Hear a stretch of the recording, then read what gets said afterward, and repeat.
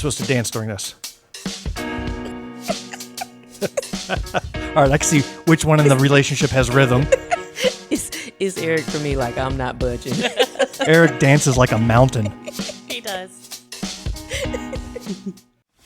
Should that dam be breached, we need to also have these contingency plans. And we also need to have Jessicka stop playing with her mic over there. Sorry. Creating booms like this is the first time she's ever been on mic. I didn't know what she was doing. I was not going to look at her. Y'all. Oh, did they get a snort out of you there? I think I did. You might. I am well known for those. There is no age. Oh my gosh, what's it called? Where you can sign like Consent? not consent, but like oh my gosh, the word is not coming to me. Waiver, release. No. Where you can leave your house. Emancipate. There you go. Gotcha. Okay, I see a championship-winning charades team I that love can it. read each other's I minds. love it. Because Eric and I over here flailing, but you nailed it on your first guess. So just be clear.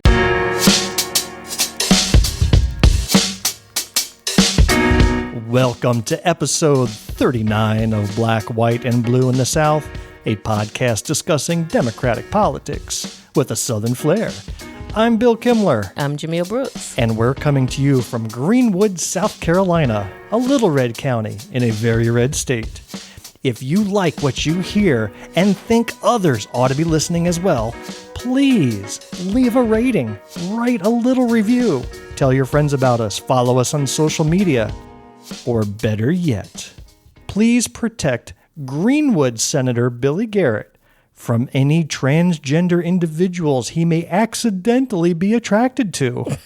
You see, when he's not sniffing out kitty litter that he claims our public schools are putting in their bathrooms, he's worrying about being attracted to transgender women, to the point where he raised that concern in a Senate hearing.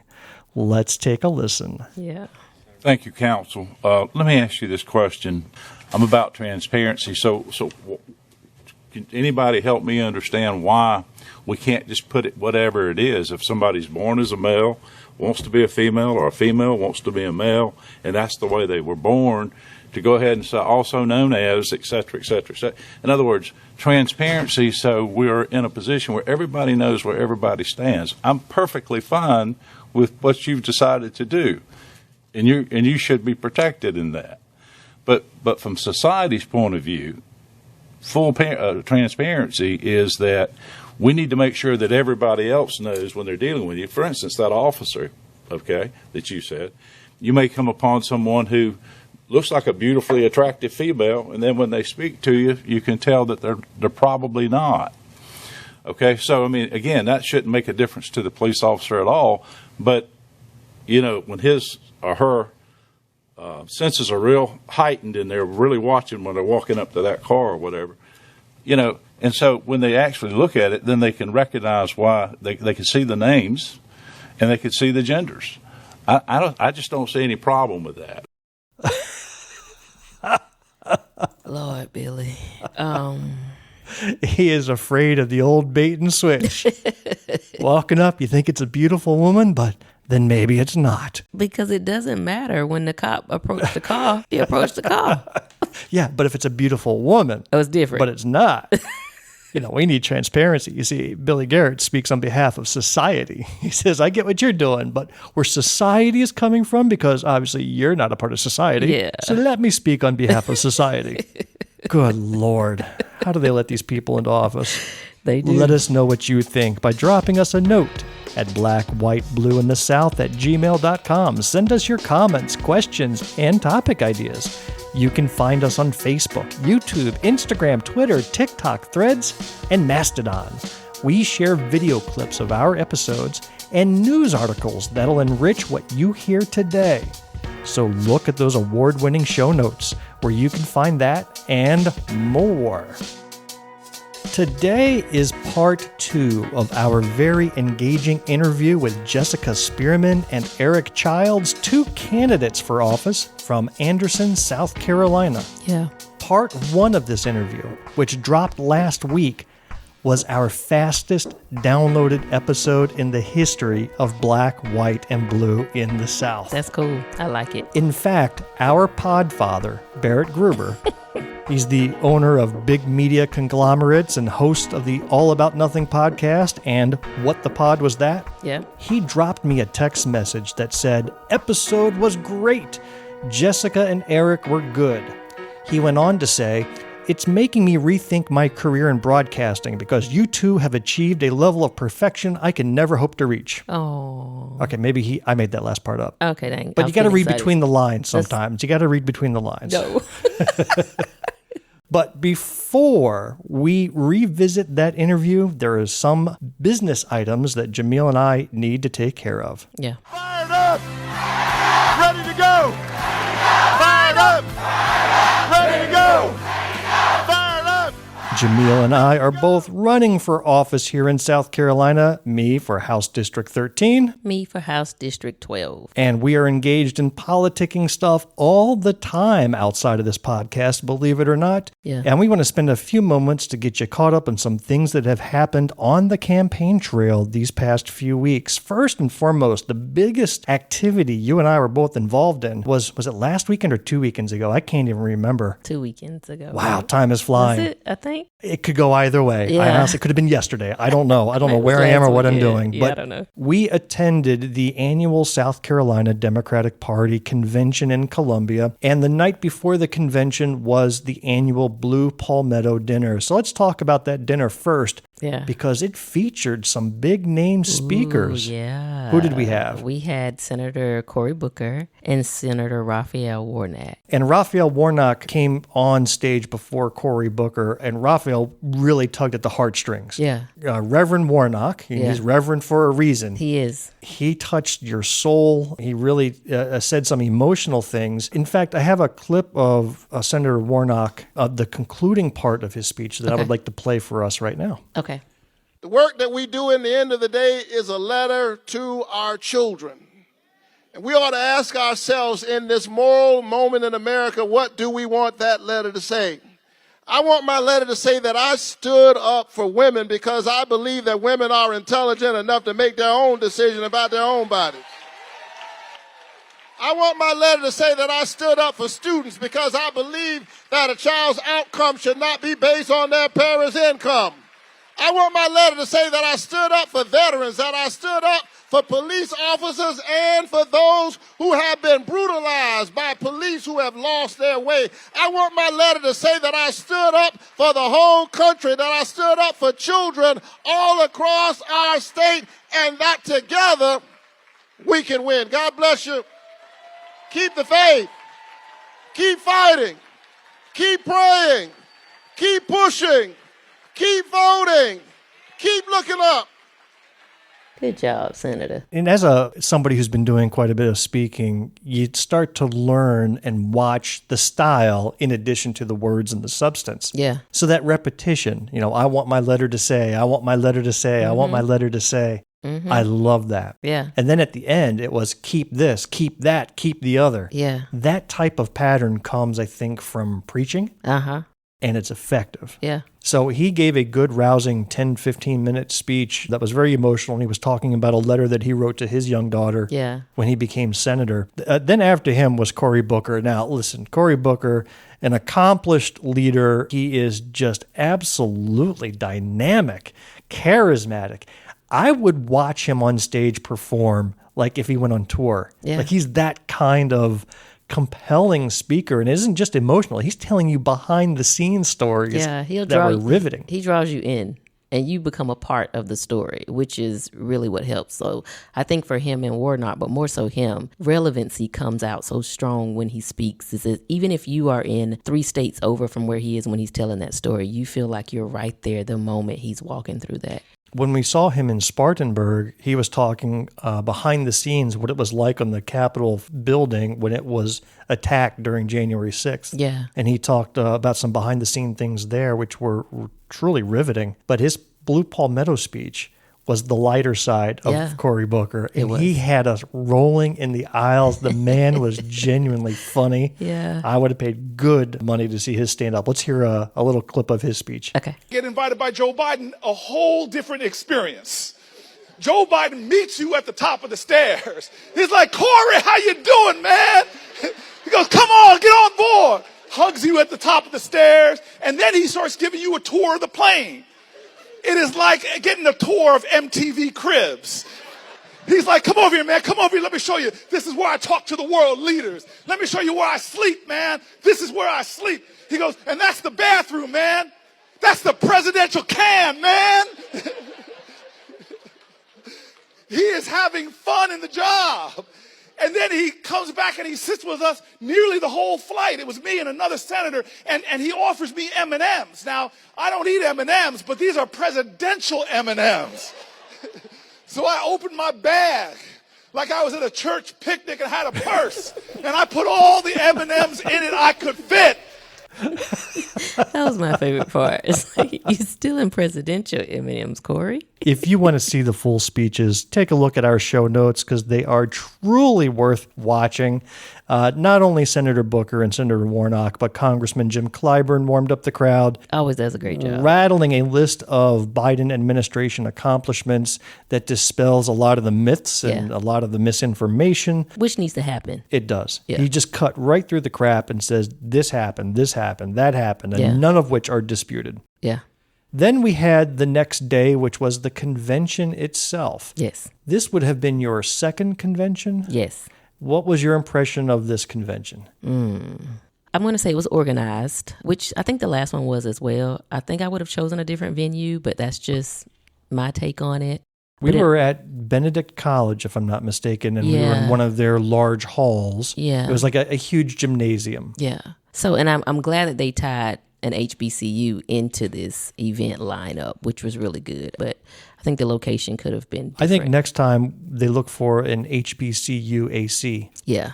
I mean, one with air conditioning. Yeah, I know what you mean. Because that was my only complaint, is just that it was quite warm, but I'm sure And that you there were was shoulder to shoulder with everybody, and you were dressed to the nines. Sitting in the lap of the person next to you, right? Right. So there was no sneezing, no sudden jerks, and me with my bad knee, we had a little difficult time with the row in front of us. I feel bad because as the county party chair, I had to get up and down a lot to distribute paperwork for voting and everything else going on, and you saw more of my behind than you should have. Yeah, so I apologize. You couldn't help it, though. At that point, we were just trying to make it work, but it was a great event. And then I think the highlight of the convention, now the convention is where Democrats from all 46 counties gathered, and I would, by a head count, I would say maybe there was about 1,000 there. But the highlight was one of the speeches which really had everybody. Do you remember this speech? Which one? This one had like everybody cheering her. I'll play it for you now. Okay.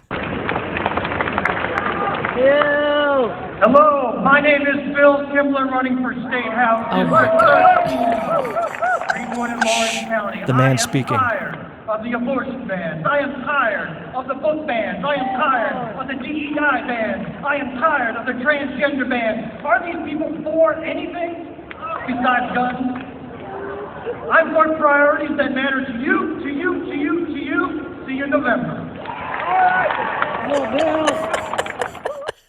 Now, afterwards, Raphael Warnock and Cory Booker came up to me for an autograph. They did not. They totally did. They were like, wow. Says, we loved your style. He says, we thought we had themes in our speech. You had a theme. Like you really rock. Tired of this band, that band, the other band. So let me give you some quick context. For the first time ever, now I've been going to these conventions since 2017, so for years. For the first time, they had every candidate who had announced for House and Senate stand up and give what they said was a 30-second speech. Yeah. Now, I timed it.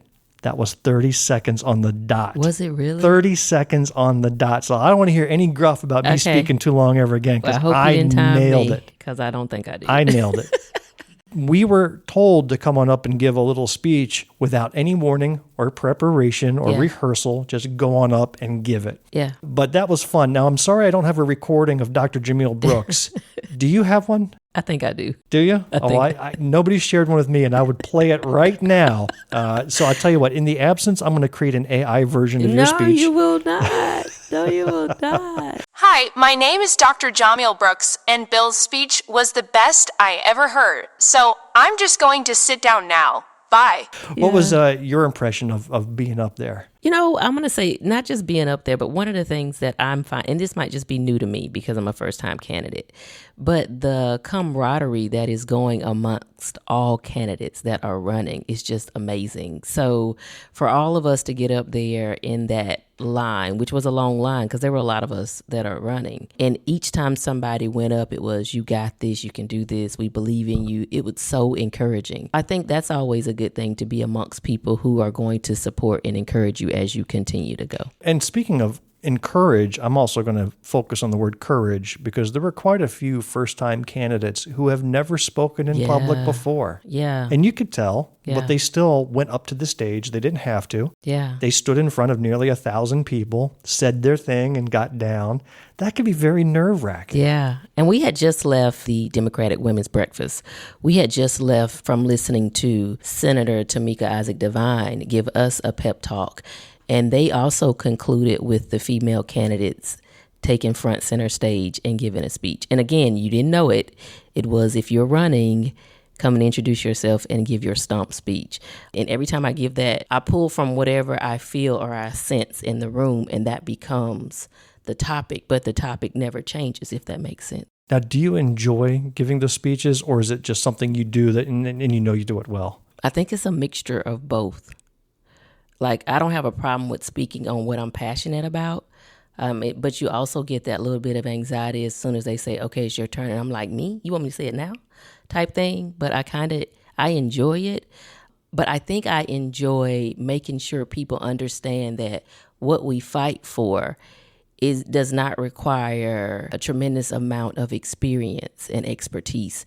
We're fighting for the commonalities of what people deal with. So I like to get the opportunity to go up and say it in layman's terms and stop getting caught up in all the other stuff. One more item from the campaign trail. It was announced just yesterday, from when we were recording this, that my opponent, Representative John McCravey, has been officially endorsed by Donald J. Trump, former and currently indicted President of the United States. And John McCravey proudly displayed Trump's endorsement letter on his Facebook page. And just between you and me, I'm kind of proud that I have not been endorsed by a serial liar, adulterer, thief, cheat, and criminal. I mean, some things you just don't need to tell people, and that's one that I wouldn't. But clearly, at this point, I'm going to tell you what this says to me. At this point, it says that everyone who is on the opposing side needs something to hold on to give them that push that they need. And if it means they know this gentleman is completely wrong, they don't care because it's going to draw them a vote or two. I think that's a little desperate, if you ask me. But if you need it, go for it. But I don't think that's somebody I would want to have my name associated with. Personally, my political aspirations are not so high that I would sell my soul I'm gonna need for something like that. You're not seeking Trump's I'm not seeking endorsement? Trump. I'm not even seeking the tea in Trump, okay? You're staying away from tea? Yeah. Nothing. And now, part 2 of the interview with Jessicka Spearman and Eric Childs. I want to make an observation. Jessicka, as I hear you and see you talk, your mannerism matches the personality and your passion. Mm-hmm. Eric, you're a lot more subdued, but I have to say, when it comes to you and the written word, when it comes to you reading your testimony, which went viral, by the way, and my observation was it wasn't because your message was that much different than everybody else's message. You were preaching the same things. You just had a different angle on it. Just you wouldn't expect those words to come out of your mouth. Mm-hmm. And again, that's just reaching against people's prejudices and preconceptions about combat veterans and how they stand. And that's why I think the national media grabbed onto it, because it was so different. Yeah, you expect mamas to be the mama bear and fight for their kids. Yeah. But then you've got a somewhat grizzled-looking combat vet that's challenging you to go in the front lawn of the State House, right? Yeah. I would like to play a video, not of your testimony, but I will refer back to that in our show notes. But you had put out another video here that I thought was absolutely riveting, and I don't know, Jamil, if you've even seen this yet. Let me there see. was an op-ed put out by the state a few days ago as well. Yeah, we're going to come to that. Yeah. We've got that lined up as well. That was amazing. Which was awesome. Yeah. Like I said, the written word and the spoken word, it's incredible. So let's watch this video. At first, I thought this was a campaign video, but it wasn't. Not at all. This was put by an independent group. What was the name of that group? Grace. So I would like to play that now because this was just really moving. My name's Eric Childs. I'm an Operation Iraqi Freedom combat veteran. To me, serving my country was defense of freedom, fighting for democracy, defending our country in its entirety after we'd been attacked in 9/11. Life, liberty, and the pursuit of happiness, and I wanted that for my children one day. To have a dad that is totally supportive of me just makes me feel a lot safer. I live in a small town in South Carolina. I absolutely believe in protecting my rights. And I absolutely love my trans child. I love my kids. I'll fight you tooth and nail for my kids. As a combat veteran and very proud father of a trans child, I ask that you respect the sacrifices that were made in the name of freedom for this country and vote no for Bill H4624. My child has parents that get to decide his health care.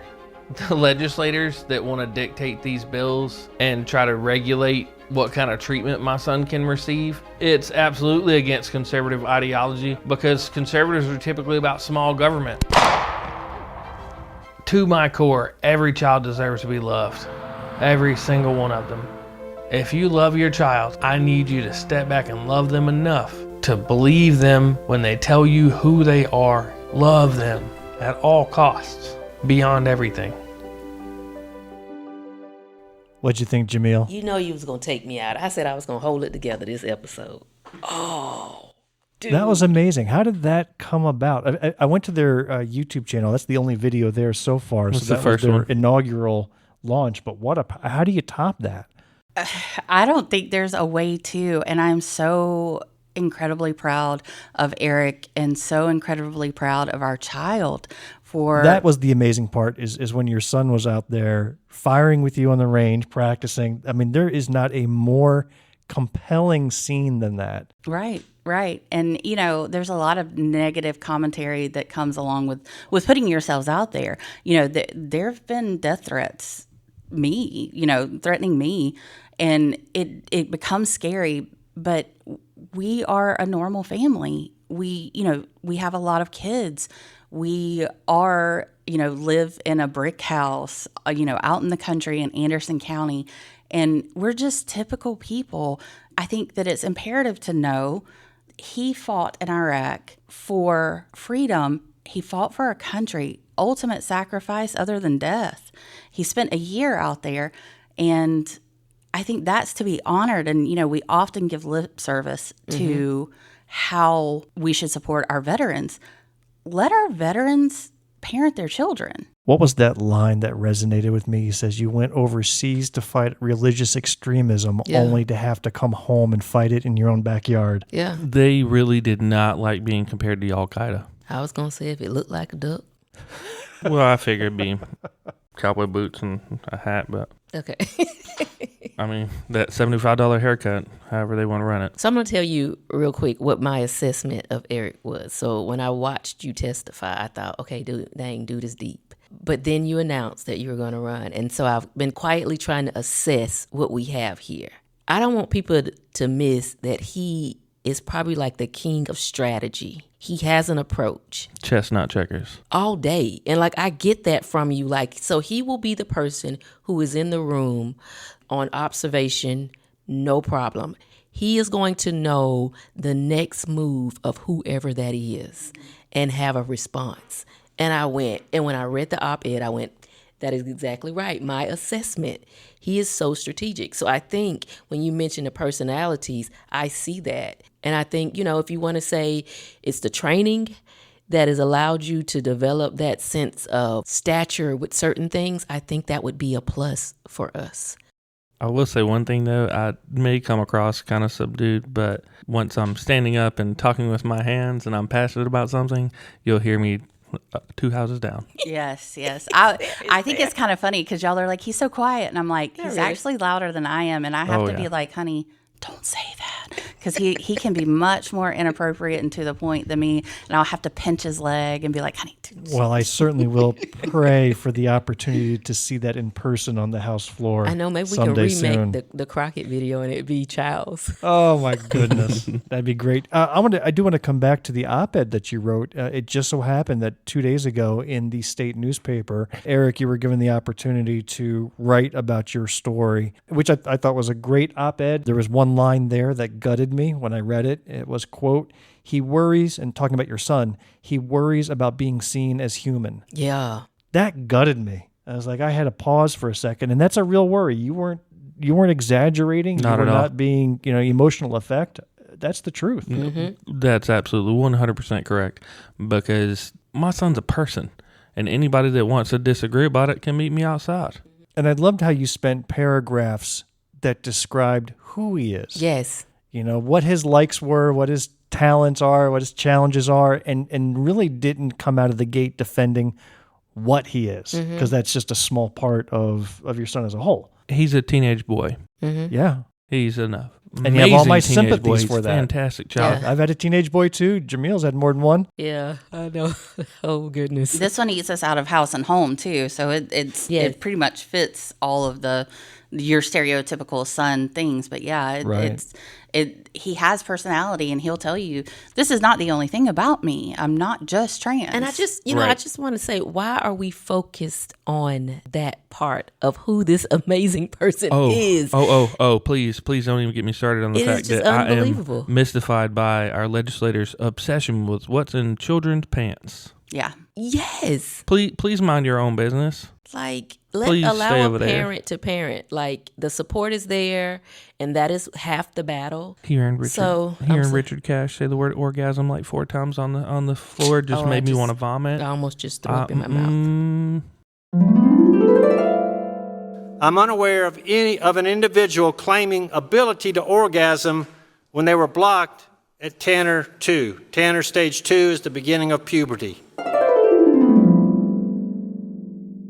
All right, I got to go find that now and turn that into Oh, a mix. it's bad. I don't know if I'll be able to take Wow, it. what It's gonna be good, context though. I could that can't wait to see possibly this. have been in? I don't even remember. He's worried about transgender persons later on changing their mind and not being able to achieve orgasm. As he says. He said that? Yes. Multiple times. Multiple He is times. apparently He had big time multiple worried orgasms. about transgender persons' O's. Stop. Now, Right there on that the house also floor. doesn't change the fact that, what was it? We read that stat. It was the number one looked up porn in South Carolina was transgender. Trans porn, yeah. Yeah. So, I mean. Did they trace that back to Richard Cash's IP address? I mean, There has to be something that is causing the whole government to say, hey, parents, you don't really know what you're doing, and you don't know what's best for this whole child that you have raised, you brought here, and you're caring for. Well, we have to look at the other side briefly. Before we do that, were you approached to write this op-ed, Eric, or did you just submit it on your own? we were approached, yes. All right, so you were approached. Did you know that your op-ed would appear side by side with that of Senator Danny Verdin, who had the opposite? No, I did not. So what was your reaction when you opened up the paper that day and saw the counterpoint to your point? That's a good question. I've yet to read it. Oh. Yeah, we have had to make pacts with each other that we are not reading the opposite. We're not reading the comments, and we're not going to read the opposite. You have something nasty to say, go ahead and say it out into the ether somewhere, because that's about how much it bothers me. Yeah. Well, I'm not going to do him the favor of reading quotes from his, but I will point out that one of his arguments was about studies. And you know how the side loves to pull out studies. The ones that are attacking education and defunding science always runs to studies. Studies which, by the way, they absolutely cannot understand properly, misinterpret, or twist. And in this case, he said, quote, several studies, and he only provided one study, but several studies have shown that children who are not exposed to transition procedures are more likely to desist from gender dysphoria over time, aka they grow out of it. That's what he says studies show. So I have a background in science. I read studies for a living. That's what I did. So I went and looked at this study that he quoted in his article, and it was a single study from 2012. So let's check the calendar. How many years ago was that? 12. Okay, and that one was about a group of 70 plus boys who wanted to transition to girls from 1989 through 2002. That's the date range. Again, let me do the math. That's 22 years ago plus, back when knowledge about this subject was very limited. Treatments were limited, both for mental and physical treatments. And that's what they hang their hat on. You might as well just go and grab a study from the 1600s and say, well, science tells us that the earth is flat, right? It just made no sense, and people aren't going to question it when he says studies have. John McCravey has done the same thing. Oh, yes, he has. He will get up there and he will grab one thing, like watching how poorly our legislators know how to actually research topic. But they're not interested in the research. They're not. They want to. That's exactly what I'm talking about, is the fact that they will find things that suit their narrative, and that is not how you do unbiased research. That is not how you get an effective, correct, true response. And McCravey is notorious for it. It drives me up the wall listening to him get up there and spout things he heard from 60 Minutes like it's the gospel, and then everybody around him just like, oh yeah. And there's not one other person that went, I'm sorry, can you cite that source for me? Oh, I'll get that for you. Can we see that source now? Like, I don't understand this. Oh, I can get that for you. No. You came here, you wanted to quote it, you want to use that as your box to stand on and say all this. Let's see the proof in that pudding. All right, we're hearing the loud Eric now. Yeah. All I got to do is say McCravey 3 more times and watch him go ballistic. And I tell you, it's like certain names, they like Beetlejuice. If you say it 3 times, they just... Or Magnuson. Magnuson's another good one for him. The dilatory nature of that man makes me want to pull my beard hair out one at a time. And this is someone who was not interested in politics in the slightest. Yeah, but now I have to go look up what the word dilatory means. Thanks. Now I got to do research. Just watch the House floor, and anything he's in, they'll typically make him stop presenting his amendments because they are considered so dilatory. He just repeats the same thing over and over and over again, trying to latch on. Like, he just throws crap at the wall and waits to see what sticks when it comes to making amendments that he thinks will kill a bill. And it's so annoying to watch. It's like, dude, everybody knows what you're doing and you're just wasting everybody's time. I'd be so angry if I was sitting in there. I'm wondering, when we're talking about research in these individuals, we do know that not all of them are probably reading the stuff that they're saying many sources have said, or you know that there's someone on their team that say, hey, probably use this. And so one of the things that frustrates me from a research standpoint is but we do it with everything. And I'm going to say this, they do it with the Bible too. They grab out that one part that they want to use to support what they're saying, and it's their perception, it's subjective. But they grab that one piece and they try to use that. What frustrates me is, can we please get the entirety of the study? There is the background in most of these studies. It's broken down into several parts. You need the background. You need to know what was the problem that was there. And then do a little more about describing how the subjects were tested. How were the participants tested? What were the contributing factors? What were the variables? If you're not doing that, do not get on the House and the House and the Senate's floor and tell me a study said it when you haven't provided the foundation. My big issue is this, is that if you're going to be the same person that hopped up there and said, I don't trust scientists for this vaccine, yet get up there and say, oh, we should trust what these scientists say, and those kids can't do that. Well, and I think that it comes to like an individual care thing too, like even citing that study, individualized care is individualized. There are kids that may detransition. That's okay. As they grow up, it's okay. But, that doesn't negate the rest of these children who are going to transition. And the thing is, we're so stuck on these kids can't have surgery. Well, there's no surgeries happening in South Carolina. None. No surgeries happen to minors. You don't have to have surgery to be trans. Correct. But what amazes me is that they're like, oh, well, they may change their mind. Yeah, do you still have the same haircut you had when you were 6? Jamil doesn't have the same haircut she had last week. I mean, it looks awesome, though. Thank you. So let me ask you too, since you both have testified, and Jessicka, that wasn't your first time testifying, was it? It was not. You're experienced Yeah. at that. I'm going to ask a question that troubles me because I can answer it both ways and feel strongly about it. Do you feel there is value in testifying in front of lawmakers you know do not value testimony of parents or experts, and not just on the subject of transgenderism, but on any subject for that matter? Do you feel that it is just a clown parade, or do you feel there is true value in going through those motions that you know will not have the effect that you desire? That's a hard one because It I can say exactly the same thing about both ways. And I mean, I've testified about DEI. Eric has too. That one wasn't as popular though, but he actually did really well with that one too.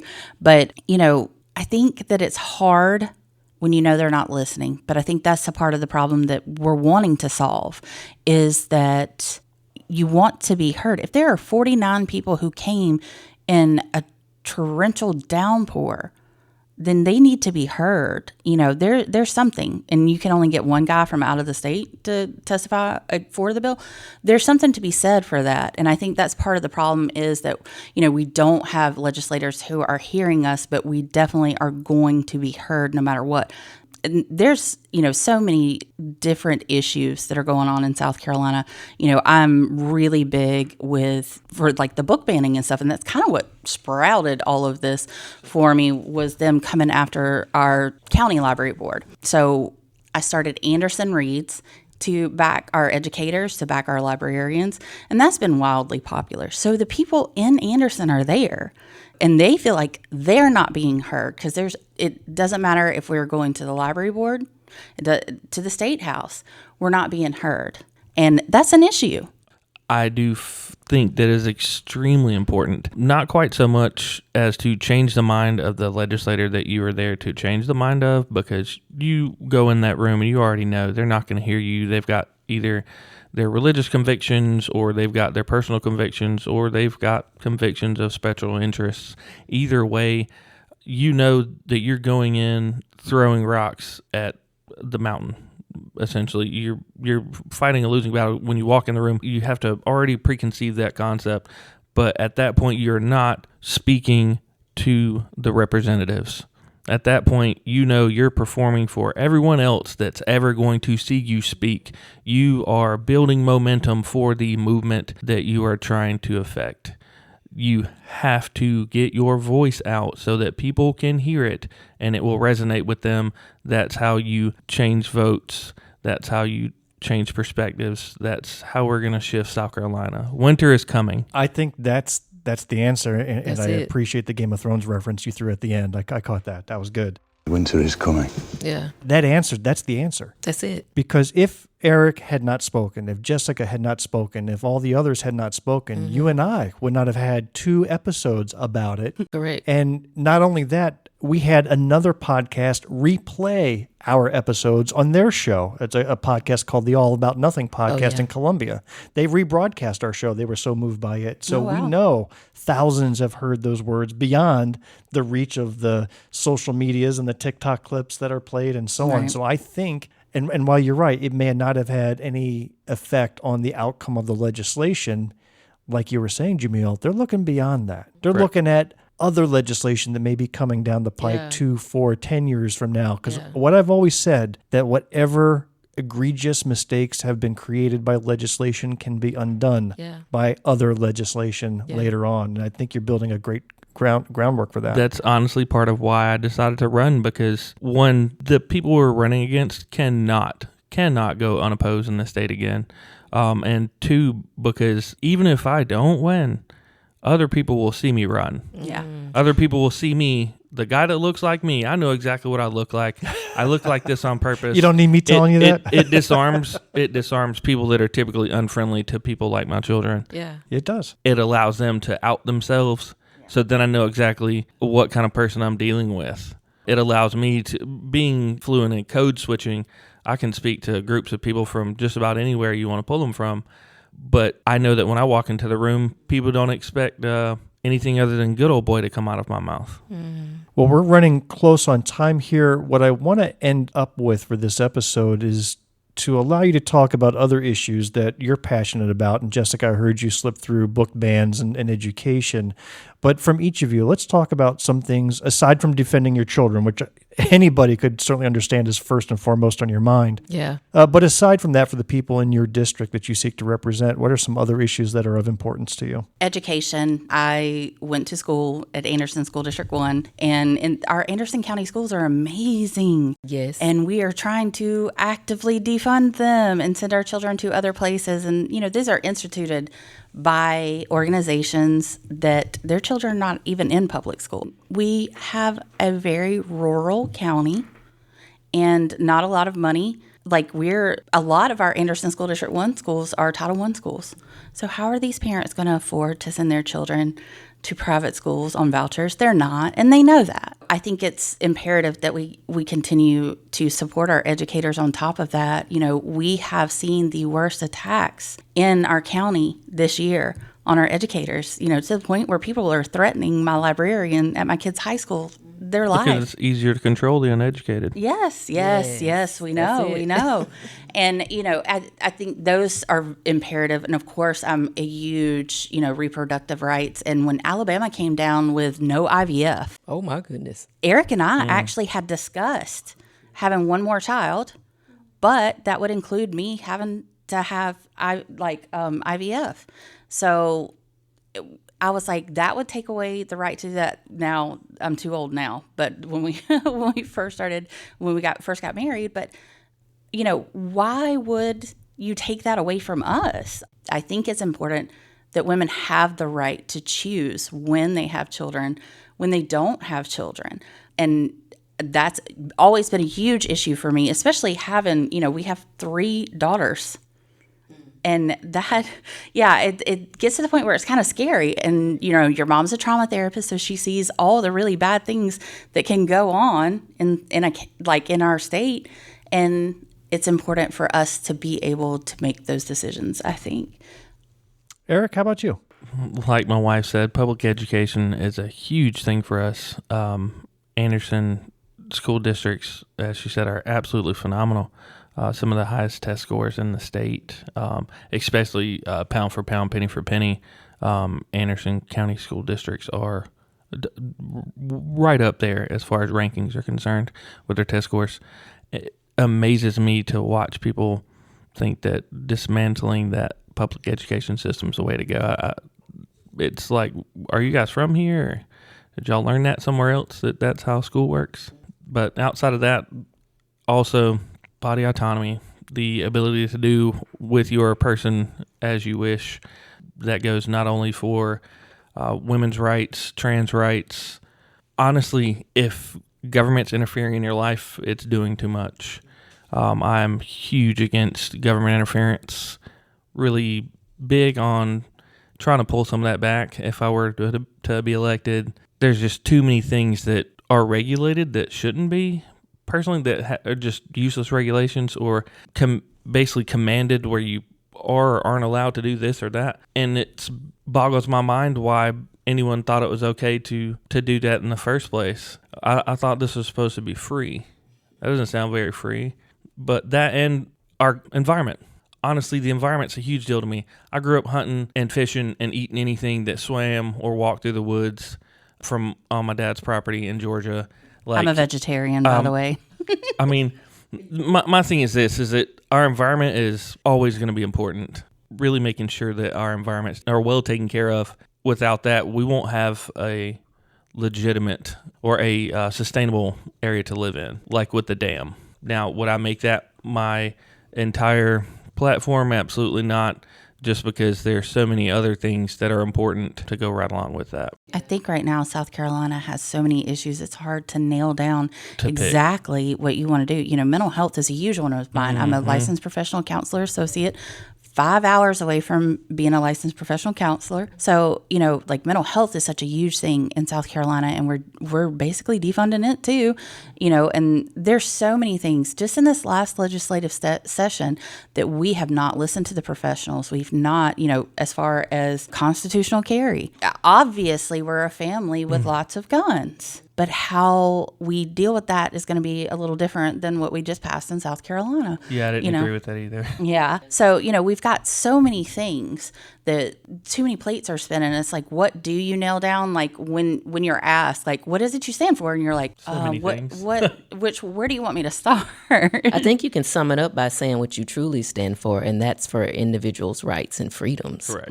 That attach, there are three main pillars, when you're thinking about, I think, running. And that's, of course, you got to think about the rights of the individuals, health care, education, and anything that's funding related are always going to be those main talking points, but just focusing on the rights of people. Yes. To me, public education is actually the infrastructure of our next generation. Like, we haven't worked on infrastructure really in this country in decades the way we should have. And it shows really, really, really badly. January 6th. Correct.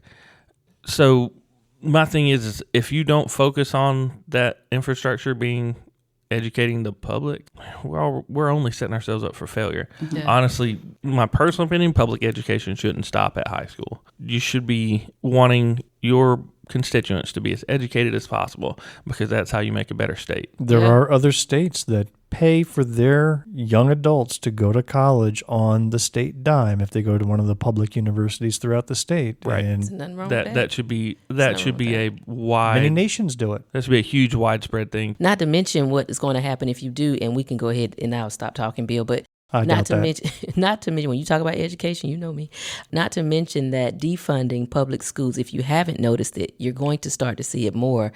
They don't even have the funds to fill for the positions that they have, and they need credentialed individuals for. So they haven't even started to defund, and they're already coming up on the school year, and they don't have the funds to put a credentialed person in that seat. Now, if you think about the number of employees that South Carolina education system employs, here's what we got to figure out. When we start to defund that, what is the next step? You're going to have unemployed individuals that won't be able to gain employment and sustain the lifestyle that they once had as an educator. So how does that impact the state? It doesn't promote the state or advance the state. It puts the state moving backwards.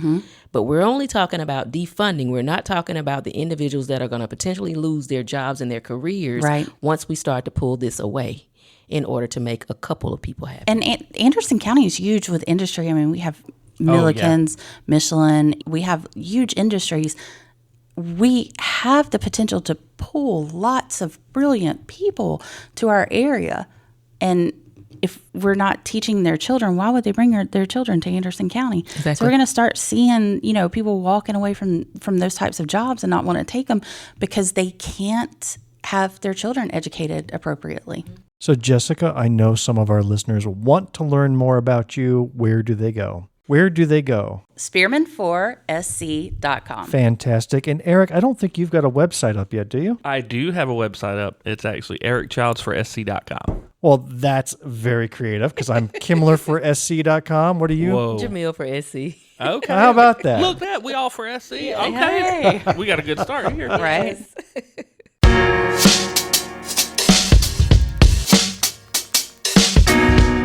And that's a wrap for this episode of Black, White, and Blue in the South. We thank Jessicka and Eric for coming down to visit with us today, and we wish them the best in their campaigns.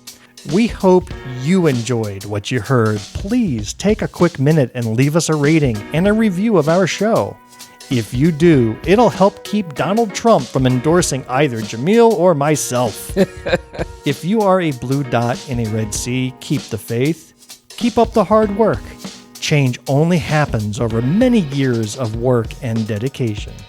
As Frederick Lewis Donaldson once said in a sermon given in 1925 in Westminster Abbey in London, let's listen to what he had to say.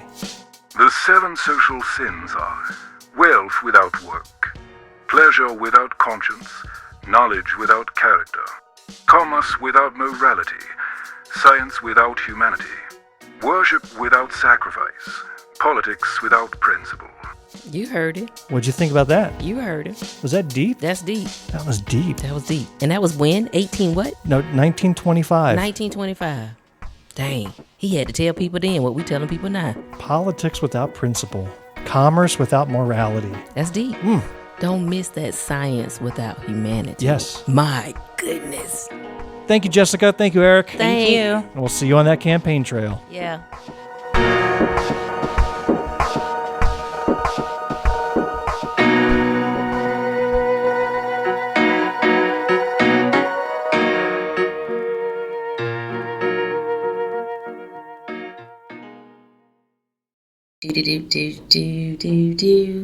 The end. The preceding podcast is a product of Big Media and copyright 2024, all rights reserved.